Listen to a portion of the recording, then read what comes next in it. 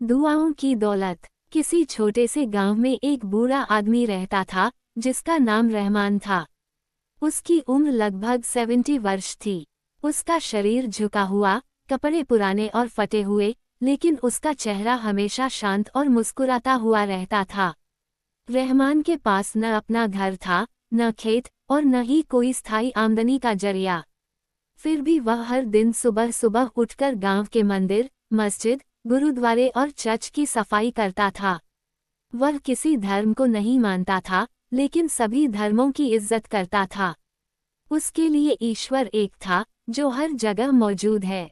वह कहा करता था, ईश्वर को मंदिर या मस्जिद की सफाई की जरूरत नहीं, लेकिन जब मैं ये काम करता हूँ, तो मेरा मन साफ होता है, और यही मेरी पूजा है। गांव के लोग रहमान को बहुत मानते थे।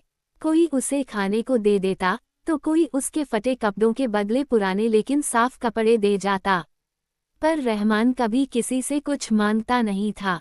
वो कहता, जो भी मुझे बिना मांगे दे दिया जाए, वो सबसे पाक चीज होती है। हर किसी की जिंदगी में उतार चढ़ाव आते हैं, लेकिन रहमान की जिंदगी में तो सिर्फ उतार ही थे।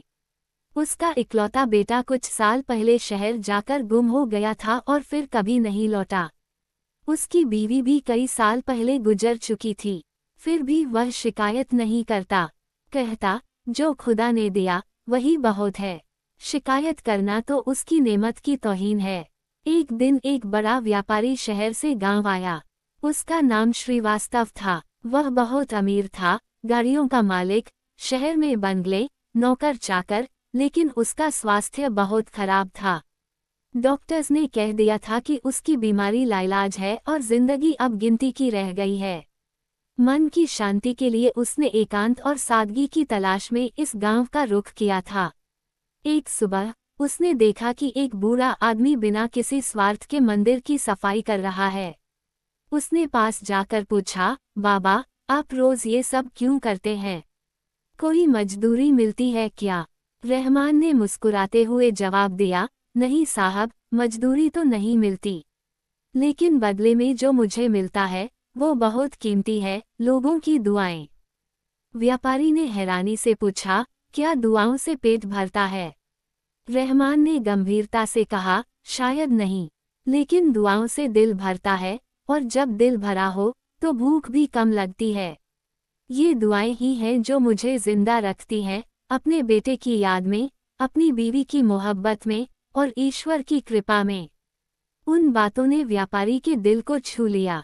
वह रहमान के साथ कई दिन बिताने लगा, उसकी बातें सुनने लगा। धीरे धीरे उसके मन का भारीपन हल्का होने लगा।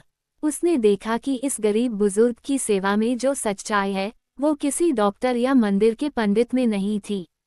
कुछ हफ्तों में आश्चर्यजनक रूप से व्यापारी के स्वास्थ्य में सुधार होने लगा। डॉक्टर्स भी हैरान रह गए।